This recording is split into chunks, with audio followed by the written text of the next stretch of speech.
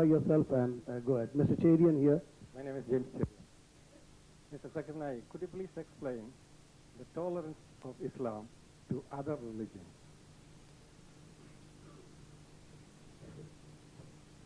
Mr. Chairman has asked a very good question, that what is the tolerance of Islam to other religions? And I've given a talk on Islam and secularism, tolerance or intolerance. And I said, in a nutshell, Islam is the most secular religion. By secular, I mean that we are very tolerant. And there are people who quote various verses of the Quran out of context, but out of context. We are tolerant, but our tolerance is very truthful. Many people feel that tolerance means that you scratch the other person's back so that he scratches your back. You say that Ram bhi Khuda, Christ bhi Khuda, Allah bhi Khuda, this is God, that is God, all these are God, and that's tolerance. What I like to point out to them is that we believe in tolerance and truth at the same time. Suppose there are two people. One person is saying that 2 plus 2 is equal to 4. The other person is saying that 2 plus 2 is equal to 5. The tolerance says that, okay, don't fight amongst yourselves. But tolerance does not mean that I say, okay, 2 plus 2 is also equal to 4 and 2 plus 2 is also equal to 5. True tolerance is that I agree 2 plus 2 is equal to 4. I don't agree that 2 plus 2 is equal to 5, but yet we will live harmoniously. We won't fight over it. But I have to correct the person. Because if I don't correct the person who's saying 2 plus 2 is equal to 5, the poor chap will go lost in business. It's my duty as a Muslim that if any other person has a misconception, like if you are a teacher, if you know math, and if you don't correct your friend who's saying 2 plus 2 is equal to 5, then I will not call you a good Muslim. Similarly, whatever we feel is right, we live harmoniously.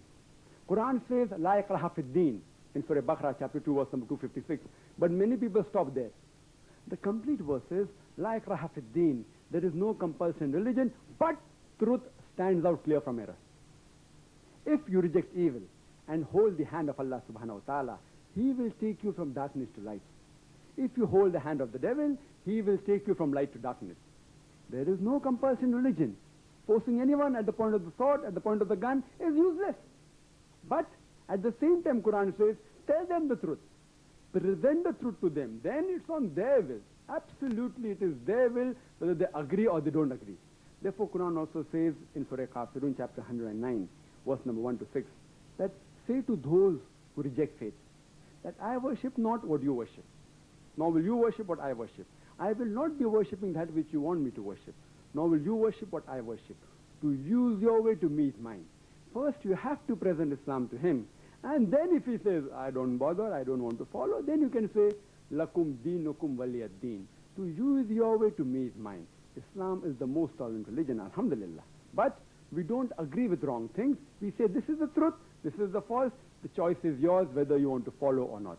And the best way to invite people and talk about Islam, as the Quran says in Surah Al-Imran, chapter 3, verse 64, Ta'alaw ila qalmatin sawa'in baynana wa baynakum, that come to common terms as between us and you. So when we speak with non-Muslims, we first come to common terms, so that at least let's follow the commonalities. This is the tolerance. If you want, you can have a detailed answer in my cassette, Islam and Secularism, Tolerance or Intolerance, which is available outside in the foyer, I believe. Hope that answers the question. Please identify yourself and ask the question.